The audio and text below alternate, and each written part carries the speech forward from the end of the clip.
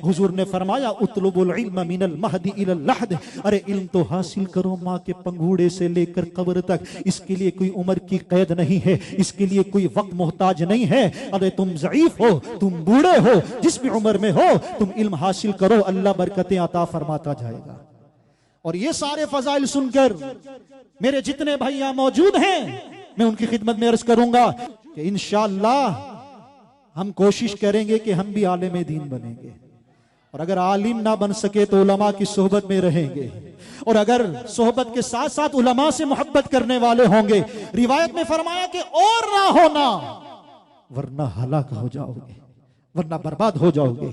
अरे तुम्हारी बर्बादी का आगाज उसी दिन से शुरू होगा जिस दिन कोई बंदा आलिम से दूर हो जाएगा, क्योंकि ये वही तो उलमा हैं जिनके दिल अल्लाह ने इस्लाम के नूर से पुर कर दिए। ये वही तो उलमा हैं जिनके दिल में अल्लाह ने कुरान के नूर को दाखिल कर दिया। यही वही तो उलमा हैं जिनके दिल में अल्लाह ने अपनी मार्फत को दाखिल कर दिया। यही वही तो उलमा हैं जिनके दिल में अल्लाह ने अपनी पहचान को दाखिल कर दिया। ये वही तो उलमा हैं कि कुरान की रोशनी लेकर तुम्हें रोशनी दे रहे हैं। यही वही तो उलमा हैं कि जो सिराते मुस्तकीम पर चलाने का तुम्हें कह रहे हैं। अगर उलमा को तुमने छोड़ दिया तो हलाकत और बर्बादी का आगाज होगा।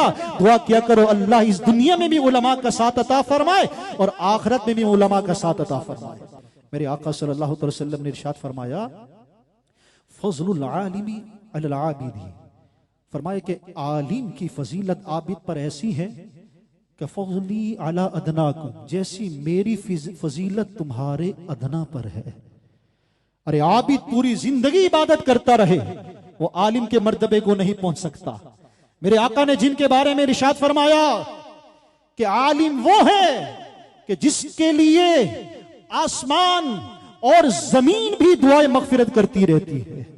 अरे जिसके बारे में मेरे आका ने फरमाया, कई अहादीस का मजमुआ बस कहकर मैं आगे चल रहा हूं, जिनके बारे में मेरे आका ने फरमाया है कि दीन का आलिम, इस्लाम का आलिम का मर्तबा ये है। हुजूर ने फरमाया कि आबिद पर उसकी फजीलत ऐसी है जिस तरह 14वीं का चांद की तारों पर है। मेरे आका ने फरमाया कि आलिम जो है वो अंबिया की मीरास पाता है। मेरे आका ने फरमाया कि आलिम की फजीलत तो ये है कि उसके लिए दरिया के अंदर मछलियां भी इस्तिगफार करती रहती हैं, अल्लाह की बारगाह में फरियाद करती रहती हैं। अरे जिसके लिए दरिया के अंदर मछलियां इस्तिगफार कर रही हों, मेरे आका ने फरमाया कि आलिम की शान तो ये है जिसके लिए जमीन के अंदर चूंटियां भी अपने रब के हुजूर इल्तिजा कर रही हैं, इस्तिगफार कर रही हैं, मग़फ़िरत के लिए इल्तिजा कर रही हैं। मेरे आका ने फरमाया कि उलमा की फजीलत तो ये है वो जिसकी चाहेंगे रब की बारगाह में शफाअत करेंगे। अरे अरे वो जिहाद करने वाला जो शहीद हुआ, अल्लाह हुक्म देगा तुम जन्नत में चले जाओ। अल्लाह अकबर, आबिद को अल्लाह हुक्म देगा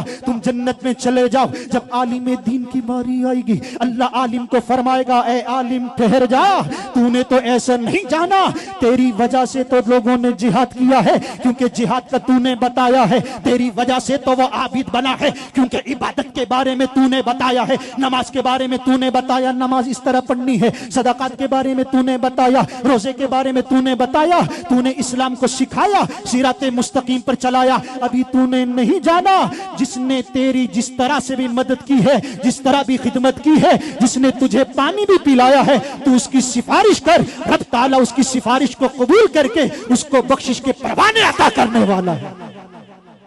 तो अब ये उलमा की फजीलत मेरे आका ने बयान की है।